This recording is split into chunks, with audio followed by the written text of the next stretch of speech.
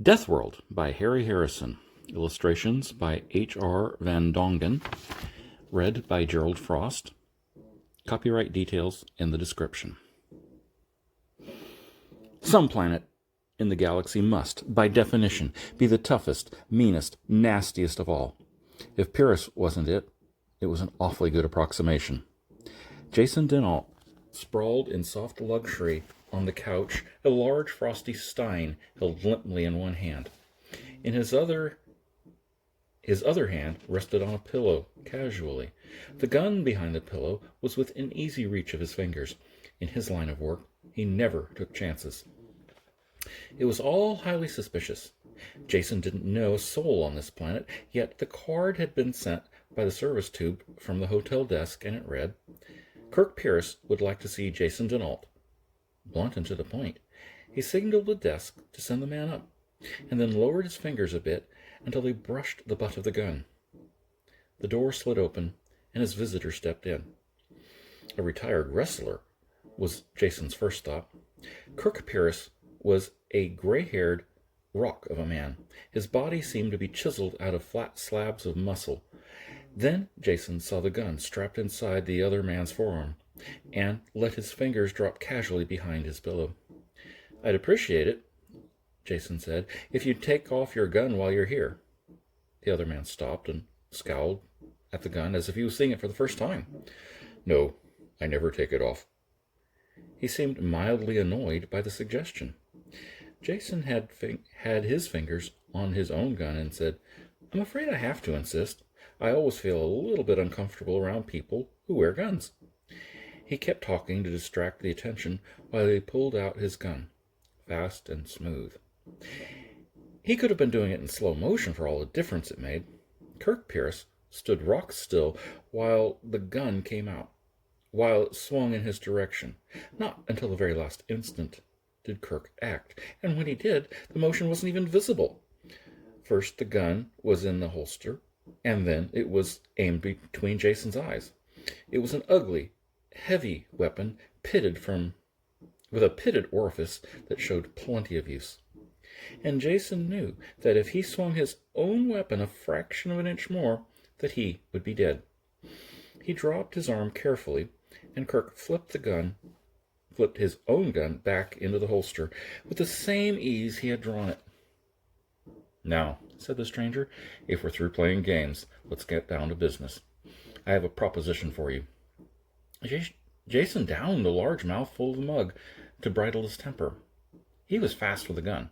His life had depended upon it more than once, and this was the first time he had been outdrawn. But more than that, it was the offhand, unimportant manner that had been done that irritated him. I'm not prepared to do business, he said acidly. I've come to Cassilia for a vacation, to get away from work. Let us not fool each other, Denault, Kirk said impatiently. You've never worked an honest job in your life. You're a professional gambler, and that's why you are here. Jason forced down his anger and threw the gun to the other end of the couch so he wouldn't be tempted to commit suicide. He had hoped that no one knew him on Cassilia, and he was looking forward to a big killing at the casino. He would worry about that later. This weightlifter type seemed to know all the answers. Let him pilot the course for a while and see where it led. All right, what do you want? Kirk dropped into a chair that creaked ominously under his weight and dug an envelope out of one pocket. He flipped it quickly and thoroughly. He flipped through it quickly and dropped a handful of gleaming galactic exchange notes on the table. Jason glanced at them and then sat up. What are they? Forgeries? He asked, holding one up to the light. They're real enough, Kirk told him. I picked them up at the bank. Exactly 27 bills, 27 million credits, and I want you to use them as a bankroll when you go to the casino tonight. Gamble with them and win. Well, they looked real enough, and that could be checked. Jason fingered through them thoughtfully and examined the other man. I don't know what you have in mind, he said, but you realize I can't make any guarantees. I gamble, but I don't always win. You mean to say You gamble, and you win when you want to, Kirk said grimly. We looked through that quite carefully before I came to you. If you mean to say I cheat. Careful, Jason grabbed his temper and held it down. There was no future in getting annoyed. Kirk continued in his same level voice, ignoring Jason's growling anger. Maybe you don't call it cheating. Frankly, I don't care. As far as I'm concerned, you could have your suit lined with aces and electromagnets in your boots. As long as you won. I'm not here to discuss moral points. I said I have a proposition. We have worked hard for that money, but it still isn't enough. To be precise, we need 3 billion credits. The only way to get that is by gambling, with these 27 million as a bankroll. And what do I get out of it? Jason asked the question coolly, as if there was a bit of this fantastic proposition that made any sense. Everything above 3 billion you can keep. That should be fair enough. You're not risking your own money, but you stand to make enough to keep you fit for life. And if I lose? Kirk thought about that for a moment, not liking the taste of the idea. Yes, there is the chance that you might lose. I hadn't thought of that. He reached a decision. If you lose, well, I suppose that's a risk I'll just have to take. Though I think I would kill you. The ones who died to get that 27 million deserve at least that, he said, quietly, without malice. It was more of a promise than a threat.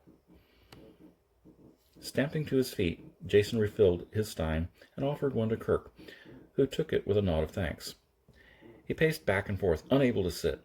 The whole proposition made him angry, yet, at the same time, a fatal fascination. He was a gambler, and all this talk was like the taste of drugs to an addict. Stopping suddenly, he realized that his mind had already been made up for some time. Win or lose, live or die. How could he say no to gamble with money like that? He suddenly turned and jabbed a finger at the big man in the chair. I'll do it. You probably knew I would from the time you came in here. There are some terms of my own. I want to know who you are and who they are that you keep talking about. And where did the money come from? Is it stolen? Kirk drained his own stein and pushed it away from him. Stolen money? No. Quite the opposite. 2 years' work mining and refining ore to get it. It was mined on Pyrrhus and sold here on Cassilia. You can check that out very easily. I sold it. I'm the Pyrrhic ambassador to this planet. He smiled at the thought. Not that it means much. I'm the ambassador to at least 6 other planets as well. Comes in handy when you want to do business. Jason looked at the muscular man with the gray hair and worn military-cut clothes and decided not to laugh. You heard a lot of strange things out from the frontier planets, and every word could be true. He'd never heard of Pyrrhus either, though that didn't mean anything. There were over 30,000 known inhabited planets in the universe. I will check out what you've told me, Jason said. If it's true, we can do business. Call me tomorrow. No, Kirk said. The money has to be won tonight. I've already issued a check for this 27 million. It will bounce as high as the Pleiades unless we can deposit the money by morning. So that's our time limit. With each moment, the whole affair became more fantastic and more intriguing for Jason. He looked at his watch. There was still enough time to find out if Kirk was lying or not. All right, we'll do it tonight, he said. Only I'll have to have one of those bills to check. Kirk stood up to leave. Take them all. I won't be seeing them or you again until after you've won. I'll be at the casino, of course, but don't recognize me. It would be much better if they didn't know where your money was coming from or how much you had. After a bone-crushing hand-clasp, he was gone. Jason was alone with the money. Fanning the bills out like a hand of cards, he stared at sepia and gold faces, trying to get the reality through his head. 27 million credits? What was to stop him from just walking out the door and vanishing? Nothing, really, except his own sense of honor.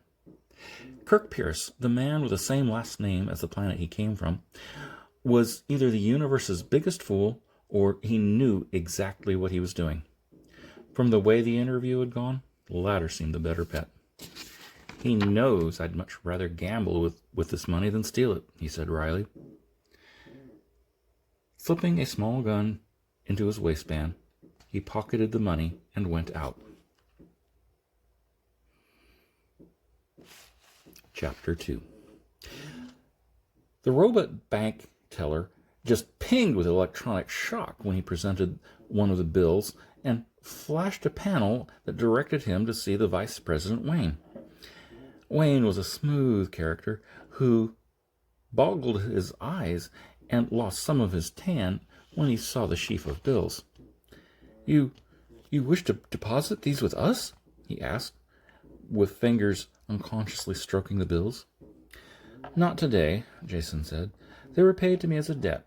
Would you please check for me that they are authentic and change them? I'd like 500,000 credit notes, please." Both of his inner chest pockets were packed tight when he left the bank. The bills were good, and he felt like a walking mint. This was the first time in his entire life that carrying such a large sum of money made him uncomfortable.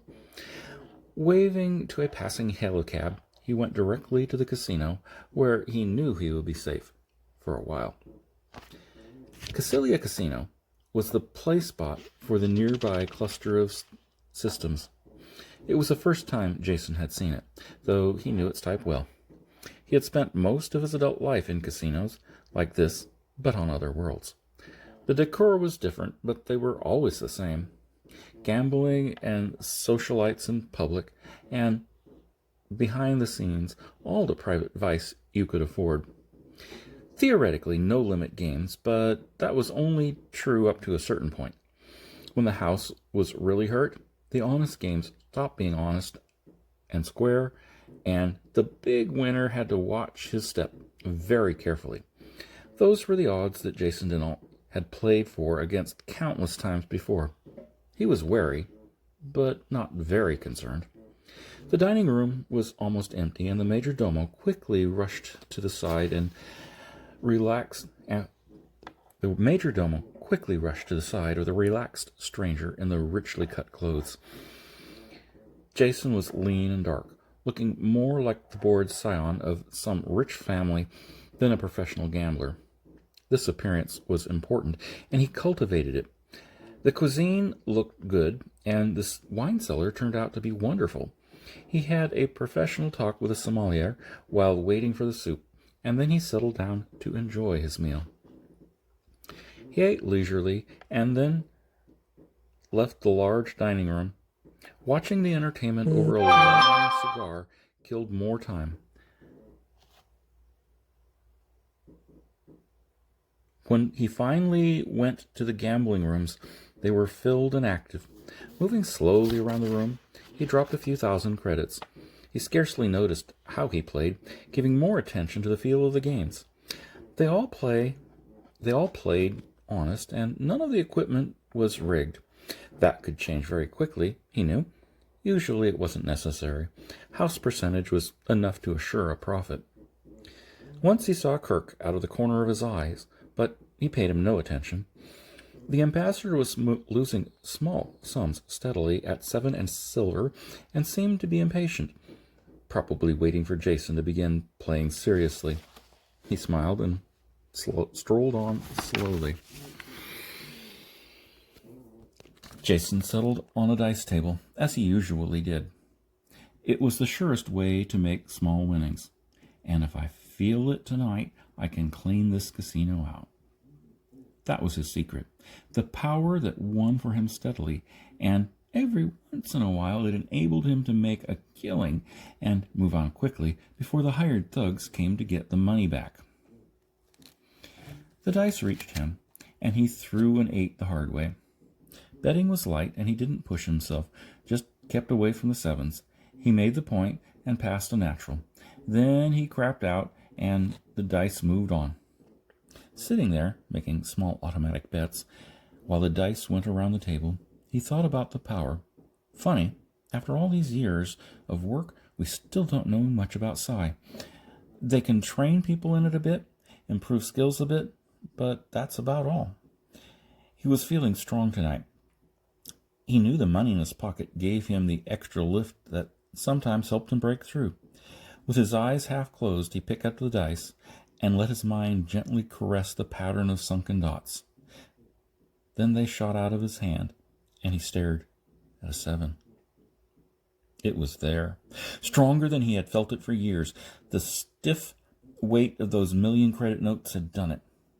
The world all around was sharp, clear, cut, and the dice were completely in his control. He knew to the 10th credit how much the other players had in their wallets, and was aware of the cards in the hands of the players behind him. Slowly, carefully, he built up the stakes. There was no effort to the dice. They rolled and sat up like trained dogs. Jason took his time and concentrated on the psychology of the players and the stickman. It took almost 2 hours to build the money on the table to 700,000 credits. Then he caught the stickman signaling that they had a heavy winner. He waited until the hard-eyed man strolled over to watch the game. Then he smiled happily. He bet all of his stakes and blew it all on one roll of the dice. The houseman smiled happily. The stickman relaxed, and out of the corner of his eye, Jason saw Kirk. Kirk was turning a dark purple, sweating, pale, and his hand trembling ever so slightly. Jason opened the front of his jacket and pulled out one of the envelopes of new bills. Breaking the seal with his finger, he dropped them on the table. "Could we have a new no-limit game?" he asked. I'd like to win back some of my money, please." The stickman had trouble controlling his smile now. He glanced across at the houseman, who nodded quickly. Yes, they had a sucker, and they meant to clean him out. He had been playing from his wallet all evening. Now he was cracking into a sealed envelope to try for what he had lost. A thick envelope, too. And probably not his own money. Not that the house cared in the least. To them, money had no loyalties. The play went on with the casino in a very relaxed mood, which was just the way Jason wanted it. He needed to get as deep into them as he could before someone realized they might be on a losing end. The rough stuff would start, and he wanted to put that off as long as possible. It would be hard to win smoothly then, and his psi power might go as quickly as it had come. That had happened before. He was playing against the house now. The other two players were obvious shills, and a crowd jammed solidly around to watch. After losing and winning a bit, he hit a streak of naturals, and the pile of gold chips tottered higher and higher. There was nearly $1 billion there, he estimated roughly. The dice were still falling true, though he was soaked with sweat from the effort. Betting the entire stack of chips, he reached for the dice. The stick man reached faster and hooked them away. "House calls for new dice," he said. Jason straightened up and wiped his hands, glad for the instant of relief. This was the third time the house had changed dice to try and break his winning streak. That was their privilege. The hard-eyed casino man opened his wallet as he had done before and drew out a pair at random. Stripping off the plastic cover, he threw them the length of the table to Jason. They came up a natural 7, and Jason smiled. When he scooped them up, his smile slowly faded. The dice were transparent, finely made, evenly weighted on all sides, and completely crooked. The pigment on the dice for 5 sides was some heavy metal compound, probably lead. The 6th side was a ferrous compound. They would roll true unless they hit a magnetic field, and that meant the entire surface of the table could be magnetized. He could never have spotted the difference if he hadn't looked at the dice with his mind. But what could he do about it? Shaking them slowly, he glanced around the table. There was what he needed, an ashtray with a magnetic base to hold it to the magnetic metal edge of the table. Jason stopped shaking the dice and looked at them quizzically, and then reached and grabbed the ashtray. He dropped the dice against the base in his hand. He lifted the ashtray, and there was a concerted gasp from all sides. The dice were sticking there, upside down, boxcars showing. "You call these honest dice?" he asked. The man who had thrown out the dice reached quickly for his hip pocket. Jason was the only one who saw what happened next. And it happened fast. He watched as that hand... He was watching that hand closely, his own fingers near his gun butt. As the man dived into his pocket, a hand reached out of the crowd behind him. From its square-cut size, it could have only belonged to one person. The thick thumb and index finger clamped swiftly around the houseman's wrist, and then they were gone.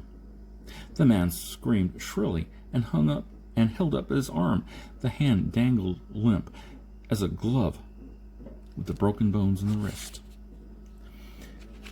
With his flank well protected, Jason could go on with the game. "The old dice, if you don't mind," he said. Dazedly, the stick man pushed them over. Jason shook quickly and rolled. Before they hit the table, he realized he could not control them. The transient psi power had gone. End over end they turned and faced up 7.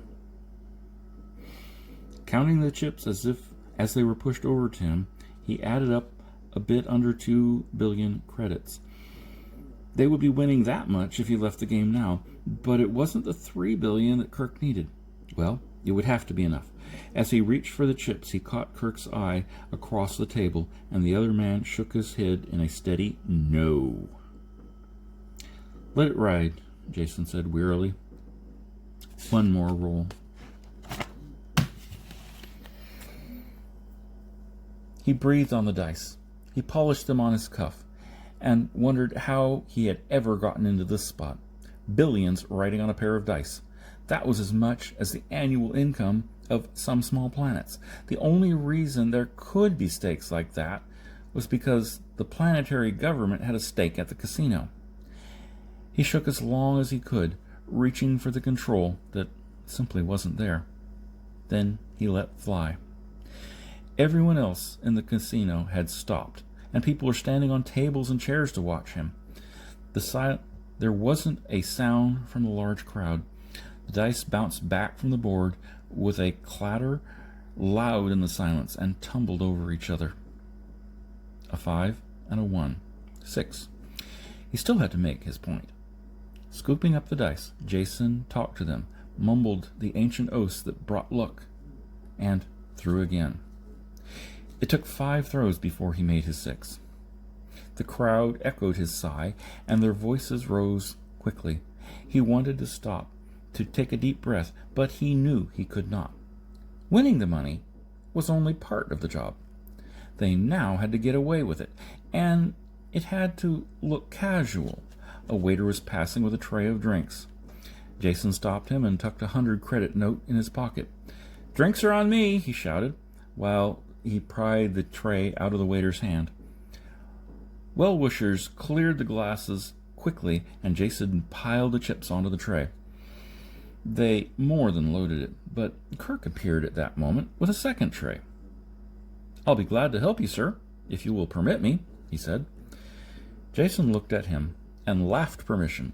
It was the first time he'd had a clear look at Kirk at the casino. He was wearing loose purple evening pajamas over what must have been a false stomach. The sleeves were long and baggy, so he looked fat rather than muscular. It was a simple but effective disguise. Carefully, carrying the loaded trays, surrounded by a crowd of excited patrons, they made their way to the cashier's window. The manager himself was there, wearing a sickly grin. Even the grin faded as he counted the chips. "Could you come back in the morning?" he said. "I'm afraid we don't have that kind of money on hand." "What's the matter?" Kirk shouted, trying to get out of paying him. "You took my money easily enough when I lost. It works both ways." The onlookers, always happy to see the house lose, growled their agreement. Jason finished the matter in a loud voice. I'll be reasonable. Give me what cash you have, and I'll take a check for the balance. There was no way out. Under the watchful eye of the gleeful crowd, the manager packed a bag with the bills and wrote the check. Jason took a quick glimpse at it and stuffed it on his inside pocket. With the envelope under one arm, he followed Kirk towards the door. Because of the onlookers, there would be no trouble in the main room, but just as they reached the side entrance, two men moved in, blocking the way. Just a moment, one of them said. He never finished the sentence. Kirk walked into them without slowing down, and they bounced away like 10 pins. Then Kirk and Jason were out of the building, walking fast. Into the parking lot, Kirk said. I have a car there. When they rounded the corner, there was a car bearing down upon them. Before Jason could get his gun clear of the holster, Kirk was in front of him. His arm had come up with his big ugly gun, and it burst through the cloth of his sleeve, and it jumped into his hand. A single shot killed the driver, and the car swerved and crashed. The other two men in the car died coming out the door, their guns dropping from their hands. After that, they met no trouble. Kirk drove at top speed away from the casino, the torn sleeve of his pajamas whipping in the breeze, giving glimpses of the big ugly gun in the holster. When you get the chance, Jason said, you'll have to show me that trick about how the holster works. When we get the chance, Kirk answered as he dived the car into the city access tube. That's the end of chapter 2. I'm going to stop there. Please be back for chapter 3.